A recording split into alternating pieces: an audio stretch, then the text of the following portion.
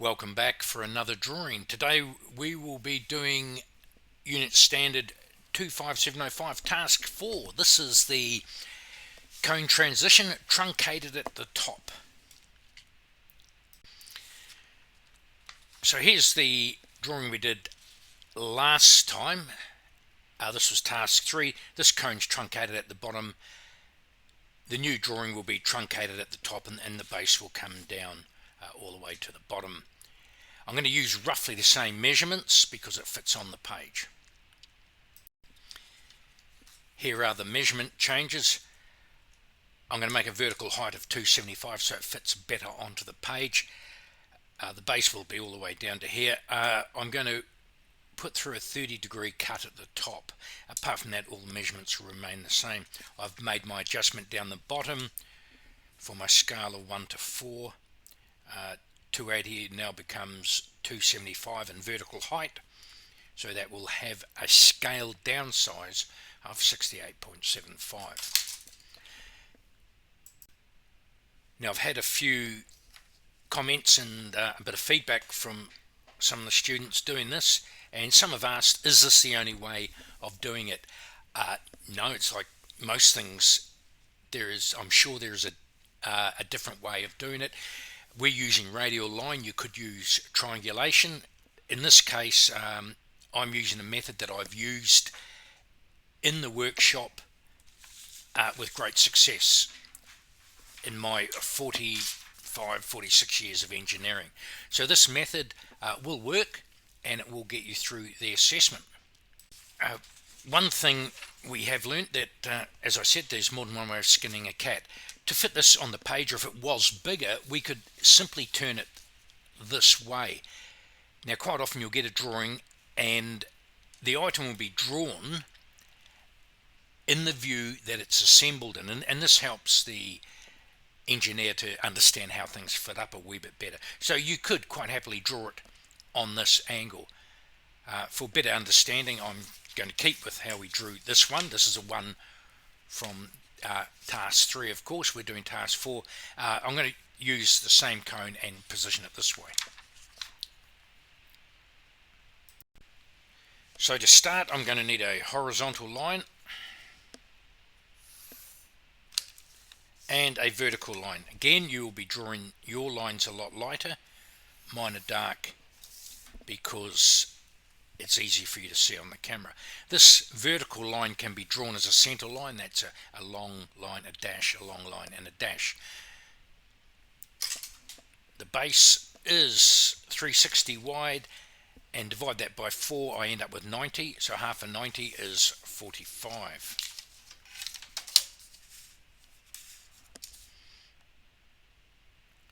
So I'll go to 55. Here I will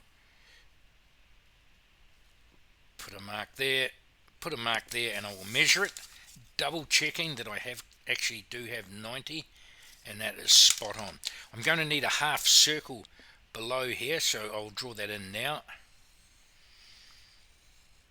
That will come in handy later. I now need a vertical height of 68.75, 68 and 75 will be probably about there. Draw a horizontal line, and so this is now the top of the cone. So I've got the base and the top. The opening at the top is 110, and that is 27.5. Half of 27.5 is 13 and a bit. So let's go to 13. You'll notice, as I said in the last drawing, that I'm not using the point of my compass on the 0 at all times because we just wear out my drawing gear. 15, 14, 13, 75, right, and we'll just put that up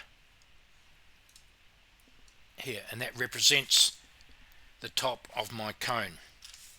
Let's draw in the cone as we have it, and take that all the way up, and it will form an apex.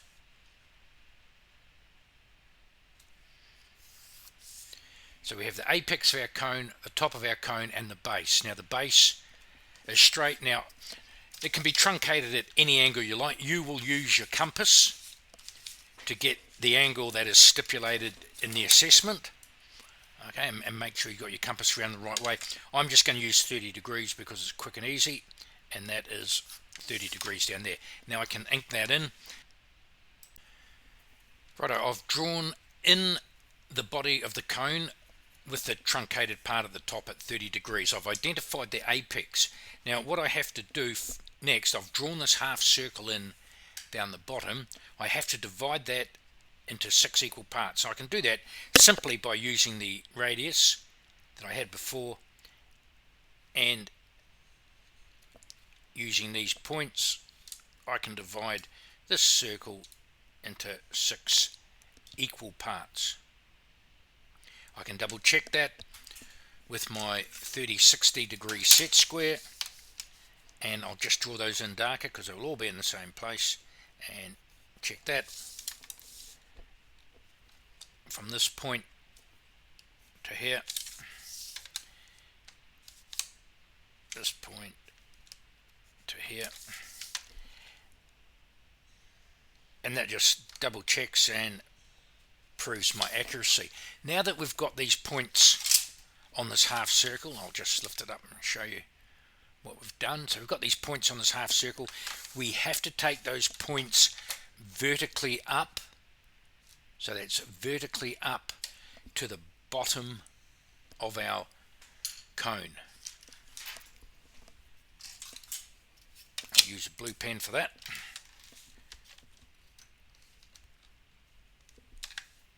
So we just go vertically up from these points to the bottom of our cone.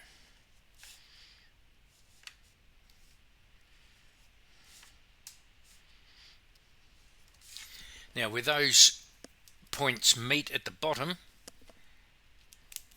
we now have to take them up to the apex, from the bottom point here up to the apex.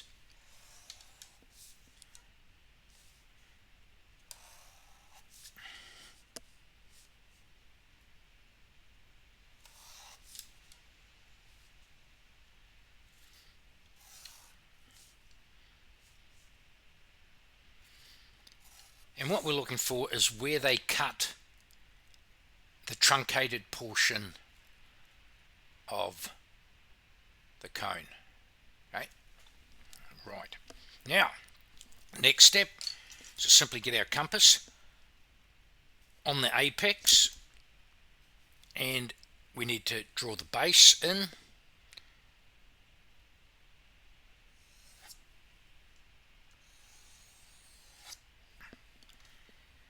And we need to now take these lines where they cut at the truncated cut, and we have to bring them to this outside line here. So that's the line. So it's the outside line that carries on to the apex. Using our compass again and working from the apex, we will bring all of those points up.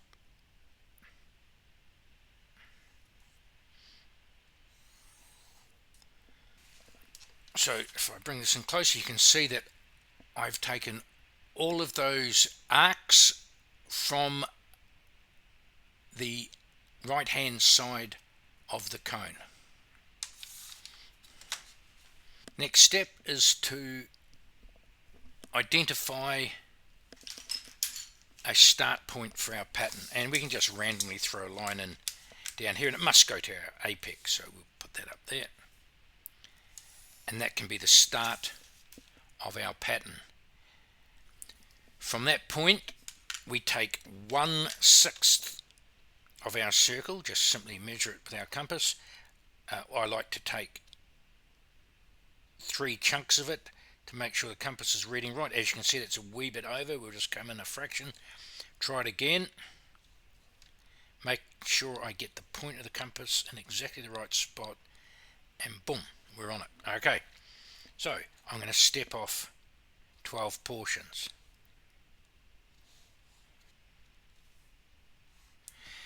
Now, count them, 1, 2, 3, 4, 5, 6, 7, 8, 9, 10, 11, 12. And we will number them. Now, I'm numbering these just to help you understand. You don't have to, it's not necessary. We start at 0, 1, 2, 11, 12. Make sure you've got 12 spaces. We can join up that 12 mark to the apex, and that will be the other end of our pattern. Now we join all of these lines up to the apex. So there we have all joined up, the start of our pattern on this line, end of the pattern on that line. Now let's number these as well. So here's 0, 1, 2, 3. Now we simply have to place our points on here as we go around. Now, being a welder, we want to weld on the shortest seam, which would be down this side. You can weld and make the seam anywhere you like. You just have to adjust your numbers and your points. So let's just start here. 0, 1, 2, along one up, 1, 3, 4, 5. Oh, they're getting close. 6, 7, 8, 9, 10, 11, 12. As you can see, I've identified those points.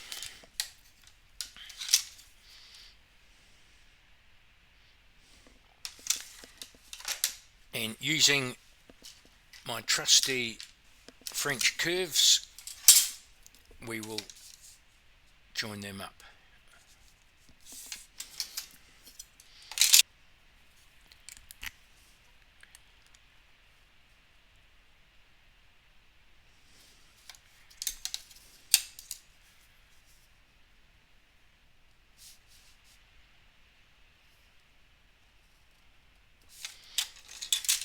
Now we can put our seam lines in.